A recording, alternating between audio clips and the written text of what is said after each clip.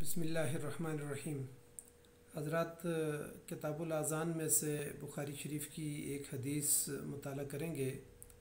یہ مختصر بخاری شریف کی ترتیب کے لحاظ سے حدیث نمبر 405 ہے، اور بخاری شریف کی ترتیب کے لحاظ سے یہ حدیث نمبر 677 ہے، اور فی ظلال الحدیث شرح بخاری شریف کی ترتیب کے لحاظ سے حدیث نمبر 646 ہے۔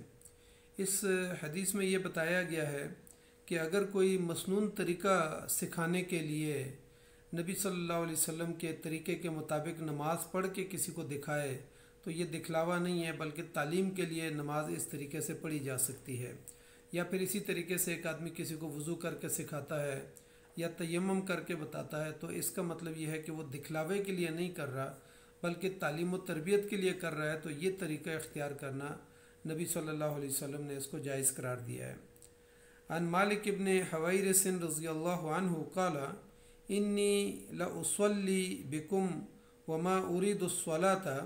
اصلی کیف رأیت النبی صلی اللہ علیہ وسلم یصلی، رواہ البخاری۔ حضرت مالک بن حویرث رضی اللہ تعالیٰ عنہ فرماتے ہیں، انہوں نے ایک دفعہ فرمایا کہ میں تمہارے سامنے نماز پڑھتا ہوں، حالانکہ اس وقت میری نماز پڑھنے کی نیت نہیں ہے، بلکہ میں تمہیں نبی صلی اللہ علیہ وسلم کا وہ طریقہ سکھانا چاہتا ہوں جس طریقے پہ نبی اکرم صلی اللہ علیہ وسلم نماز پڑھا کرتے تھے۔ ظاہر ہے کہ ہر انسان کا اپنا طریقہ ہے، اپنا انداز ہے، وہ نماز کو اس طریقے سے پڑھتا ہے۔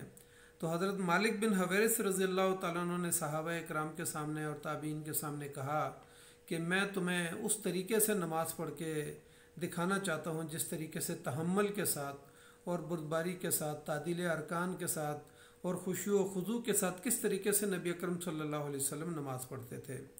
اگرچہ قرآن میں حکم ہے کہ ویل للمصلین، کہ ہلاکت ہے ان نمازیوں کے لیے جو دکھلاوے کے لیے نماز پڑھتے ہیں، ریاکاری کے لیے نماز پڑھتے ہیں، لیکن یہاں پر جو ہے نا حضرت امام بخاری رحمۃ اللہ علیہ یہ بات ثابت کرنا چاہتے ہیں کہ اگر ایک آدمی دکھلاوے کے لیے نماز پڑھتا ہے اور اس کی نیت پیچھے جو ہے نا تعلیم و تربیت ہے کہ وہ تعلیم کے لیے نماز سکھانا چاہتا ہے اور کسی کو نماز نبی اکرم صلی اللہ علیہ وسلم کا مسنون طریقہ بتانا چاہتا ہے، تو اس طریقے سے اگر کوئی نماز پڑھے گا تو یہ دکھلاوا نہیں ہوگا، یہ ریاکاری نہیں ہوگی، بلکہ اس طریقے سے تعلیم اور تربیت دینا یہ جائز ہے۔ دین کی تعلیم و تربیت کے لیے دکھلاوا اور اس کی نماز پڑھنا اور اس طریقے کو سکھانا، تو ظاہر ہے کہ انسان کی نیت کے اوپر یہ ڈیپینڈ کرتا ہے، اور حدیث میں آتا ہے کہ انما الاعمال بالنیات، کہ تمام اعمال کا دار و مدار انسان کی نیت کے اوپر ہوتا ہے کہ وہ کس نیت سے جو ہے نا وہ نماز پڑھ رہا ہے، کس نیت سے جو ہے نا وہ وضو کر رہا ہے، کس نیت سے وہ تیمم کر کے کسی کو سکھا رہا ہے، تو آیا وہ دکھلاوے کے لیے کر رہا ہے یا ریاکاری کے لیے یہ کام کر رہا ہے، یا پھر وہ کسی کی تعلیم و تربیت کے لیے کر رہا ہے۔ تو یہاں اس حدیث میں حضرت مالک بن حویرث رضی اللہ تعالیٰ عنہ نے کہا کہ اگرچہ میرا اس وقت نماز پڑھنے کا ارادہ نہیں ہے، لیکن میں یہ چاہتا ہوں کہ میں تمہیں نبی اکرم صلی اللہ علیہ وسلم کے مسنون طریقے سے نماز پڑھ کے تمہیں سکھاؤں۔ تو یہاں پر احادیث کے اندر محدثین نے یہ بات لکھا کہ غیر اللہ کو جو ہے نا سجدہ کرنا جائز نہیں ہے، لیکن یہاں پر جو ہے نا پھر محدثین نے لکھا کہ یہ غیر اللہ کو سجدہ نہیں ہے، اور نہ ہی شرک فی العبادت ہے کہ ایک آدمی دکھلاوے کے لیے جو ہے نا نماز پڑھ رہا ہے۔ تو کہا کہ چونکہ اس کی نیت درست ہے اور وہ نبی اکرم صلی اللہ علیہ وسلم کا طریقہ سکھانا چاہتا ہے، تو اس لیے جو ہے نا یہاں دکھلاوا نہیں ہے، تو یہ نہ ہی جو ہے نا یہ شرک فی العبادت ہے، اور نہ ہی یہ غیر اللہ کو سجدہ ہے، اور نہ ہی یہ دکھلاوے کے لیے جو ہے نا یہ ہوتا ہے، کیونکہ اس کی تعلیم و تربیت کے لیے اس کی نیت ہے۔ تو یہاں پر محدثین نے اور احادیث کے اندر بے شمار ایسے واقعات آتے ہیں کہ صحابہ اکرام نے نبی اکرم صلی اللہ علیہ وسلم کے طریقے کے مطابق نماز پڑھ کے جو ہے نا سکھائی۔ اسی طریقے سے بعض نے جو ہے نا یعنی وضو کر کے دکھایا کہ نبی صلی اللہ علیہ وسلم ایسے وضو کیا کرتے تھے، اور بعض روایات کے اندر یہ بھی آتا ہے کہ کسی نے تیمم کر کے دکھایا، اور پھر جو ہے نا بعض نے تو یعنی پردے کے جب احکام آئے تو انہوں نے جو ہے نا کہا کہ کیسے جو ہے نا پردہ جو ہے نا جلباب کس کو کہا جاتا ہے، تو انہوں نے جلباب کی تشریح کرنے کے لیے جو ہے نا یعنی چادر اوڑھ کے بکل مار کے اس کو جو ہے نا ایک آنکھ کو تھوڑا سا خالی چھوڑ کے جو ہے نا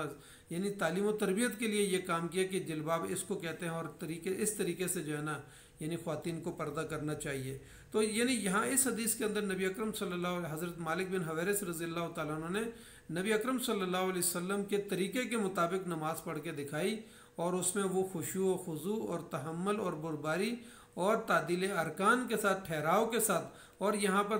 دو یعنی سجدوں کے درمیان جلسہ کرنا، یعنی اس کی بھی جو ہے نا یعنی وضاحت یہاں سے ہو جاتی ہے کہ ٹھہراؤ کے ساتھ اگر کوئی بزرگ ہے، بوڑھا ہے، دو یعنی سجدوں کے درمیان اگر وہ ٹھہر کے اٹھتا ہے تو یہ بھی اس کے لیے جائز ہو جاتا ہے کہ نبی صلی اللہ علیہ وسلم بھی ٹھہراؤ کے ساتھ جو ہے نا یعنی اٹھتے تھے۔ تو یعنی یہ سارے چیزیں جو ہیں یہ نبی صلی اللہ علیہ وسلم کی سیرت میں سے ہیں۔ اگر کوئی شخص کسی کو سکھانے کے لیے یہ طریقہ اختیار کرے گا تو اس کو دکھلاوے کی نماز نہیں کہا جائے گا، اور نہ ہی اس کو غیر اللہ کو سجدہ کرنا کہا جائے گا، اور نہ ہی اس کو شرک فی العبادت کہا جائے گا۔ تو اللہ تعالیٰ سے ہم دعا کرتے ہیں کہ اللہ تعالیٰ ہمیں نبی اکرم صلی اللہ علیہ وسلم کے طریقوں کو سیکھنے اور اس کے مطابق اس خشوع و خضوع کے ساتھ نماز پڑھنے کی توفیق عطا فرمائے۔ جزاک اللہ خیر۔ السلام علیکم ورحمۃ اللہ وبرکاتہ۔